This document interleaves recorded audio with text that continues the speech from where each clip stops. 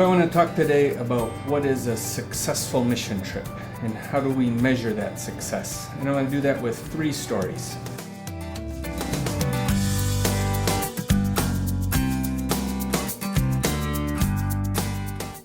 First, a story about Bill and Tiffany. So Bill's a retired builder from Chicago. He sold his company, has some money.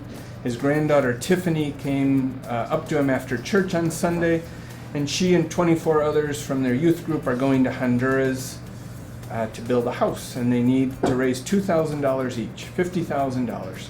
The church is paying half, and they each have to pay half. And Bill asked Tiffany, well, why are you going to Honduras? And she explained that they're going to build a house. And he said, Tiffany, I know you don't know how to build a house. Does anybody else in the group? And she said, no, but the organization, the Christian organization they're working with in Honduras, they have some local builders that are going to work with them. So he asked, well, what kind of house are you going to build? And she said, it's a simple one, cement block. It costs about $2,000. So now Bill, the businessman, had a question that he didn't ask. We're spending $50,000 to build a $2,000 house. But Bill, the grandpa, wrote a check for $1,000. And why did he write a check? And why was the church going to write a $25,000 check? And in the end, it's a bigger question, like why are we doing short-term missions in general? And I would argue that it's not about what Tiffany said.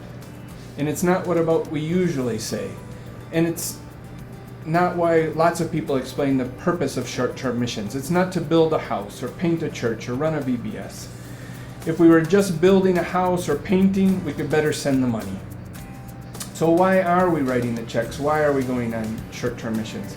It's because we're hoping to see people changed for life. We are hoping to see Hondurans change for life, that a year later, the families involved are more involved in their church. They're praying more, they're volunteering more, they're giving more. And we're hoping that we will be changed for life, that a year later, Tiffany and the youth group and all of us will be praying more and volunteering more. And if we spend $50,000 and just end up with a $2,000 house or a 1-week VBS, I think we would all be disappointed. But if we invest $50,000 and a year later we can measure the changes in Honduras and in Chicago, it's well worth it. Bill will be happy, the church will be happy, and I would argue God will be happy. So this should change the way we talk about short-term missions, both before people go and after they come back. It also should change the way we measure the success of short-term missions. So what we're really asking then is, how do we make sure that everybody involved will actually be changed for life? So let's start with the Honduran side, and I'll explain a minute. When I say Hondurans, it's just whoever's receiving these groups. So it could be Chicago, should be Kenya, but just for shorthand, we'll say Hondurans.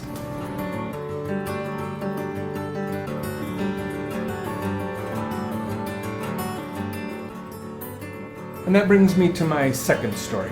Let's say that your church has a fabulous group leader. Everybody loves to go, they do weekend retreats, people love to go to Bible studies, weekends at the beach. And then for a week this summer, you get an Australian youth leader, and she's awful. Nobody wants to go. They're awful Bible studies. They plan a weekend retreat, and it's just a disaster. But after a week, she leaves, and you go back to your great leader. What's going to happen to the group?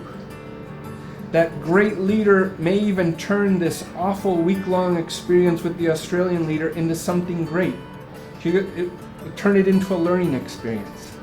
And the youth had a taste of what an awful experience would be like, and they even appreciate the youth leader more, and they want to go even more to the group. And I think this story demonstrates what my research on short-term missions also shows. That if we want to change a Honduran community or Honduran church, the week of a short-term mission trip could be great or it could be awful. But a few months later, that whole memory will have faded. And the people that will really change that Honduran community, that Honduran church, that Honduran youth group, it's the missionaries, it's the organization, it's the Honduran leaders that are working for them over years. And so it doesn't depend on this 1 week or 2 weeks that are good or bad for really changing the life of these Hondurans. but it depends on having excellent leaders in the long term, excellent missionaries, excellent organizations. So we can do our best as a short-term mission troop to be a good group, to learn, to be culturally intelligent, at least not to mess things up. But if we want lasting, lifelong change in the life of the receivers of short-term missions, it depends on partnering with excellent missionaries, excellent leaders, excellent organizations. But in the end, it's not just about bringing about change in the life of Hondurans. It's also that we want to be changed for life. Tiffany and Grandpa Bill in our churches, we want to see change in all of us. And how can we also do that?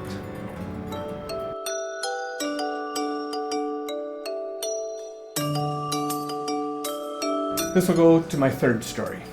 So it's about my mom and dad's PDA. When I was in high school, my mom and dad went to a weekend marriage encounter. Some of you maybe heard about that.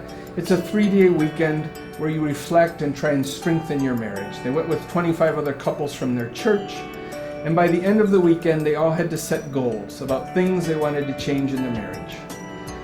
And for the next couple of weeks, we were embarrassed to watch them. They were touching, they were kissing, there was way too much PDA, there was candy and flowers. But the good thing from our perspective as kids is that only lasted a few weeks, and it quickly wore off. When I was in college, my mom and dad went to the same thing, marriage encounter. And this time, the only way they could go is they had to sign a covenant. And they had to agree to go to a once-a-month follow-up meeting for the next year. 2 hours, once a month for a year. And so they did the weekend and they set their goals, and every week they would have to go, and the men would meet for the first hour separately and the women separately, and they'd come together. In that first hour, my dad had to tell all the rest of the men how well he had done in accomplishing his goals, and my mom to all the women. And without fail, a few days before the meeting, my dad would come home with flowers, they would go out to the movies. But 12 months later, they were still doing a bunch of those things that they set as goals a year earlier. They were still going on dates, and one of the things they set up was that they were going to do devotions every morning. And it's now 30 years later, and my mom and dad still do devotions every morning, and they still go on dates, and they still go away on weekends. So I think these are something we already know. If we want Tiffany to change, if we want the youth group to change, if we all want to be changed, my mom and dad's story teaches us something. The research I've done here on short-term missions in Honduras teaches us. There's years of research out there, and it's also something we already know. If we have a great experience and set goals, the mountaintop experience, it's very likely a year later we won't be doing it anymore. But if we have a great experience and we set goals, and then we have people around us who are encouraging us and holding us accountable, we are much more likely to be changed for life. So many of us have gone on short-term mission trips, and we've seen others, and they come back excited, and we say how we want to change our lives and want to live differently. But then a month, 2 months, 3 months, our normal life crowds back in, and we're not doing any of the things that we wanted to do. And we are all partly to blame for that, because we have not set up a system of encouragement and accountability to make sure that people actually follow through on their goals from short-term missions. So then we know what we need to do. If we want people to change for life, this is what we have to do. We have to start changing the way we talk about short-term missions, praying and setting goals today about what you're going to do when you return, not what you're going to do while you're there. What will you do when you go back from your short-term mission? And you need to sign a covenant that you are willing to go to meetings for a year, or whatever your group decides, where you will be encouraged but also hold accountable, so that you are actually putting into practice the things you said that you wanted to do.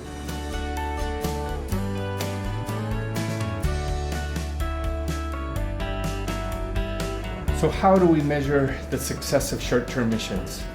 I believe that we continue to invest large amounts of time and money and ourselves in short-term missions, not because we want to build a house or paint a church or do VBS. We do it because we hope to see others and ourselves change for life. And I think we need to start talking about short-term missions like this and measuring their success that way. So if we want to see Hondurans change for life, we need to learn what we can, we need to not get in the way, we need to try and be a catalyst, but in the end, our presence for a week or two in Honduras isn't going to make the difference. The most important thing is partnering with excellent missionaries, excellent organizations, excellent Honduran leaders. And then we measure the success of our trip to Honduras a year later. Are Hondurans more active in church? Are they volunteering more? Are they praying more? Are they giving more? But we also want to see ourselves changed. And then we need to go beyond these mountaintop experiences and saying things like, my eyes were opened in Honduras, or they helped me more than I helped them. But we need to set goals about how we want to be different in a year. And then setting up systems of accountability and encouragement to make sure that that really happens. And in the end, a successful short-term mission trip for us will mean that a year later, we are praying for Honduras more, we're raising money for Honduras, we're volunteering in our church, and we're more active in our community. And in the end, what we really want to see is successful short-term missions means that all of us have been changed for life.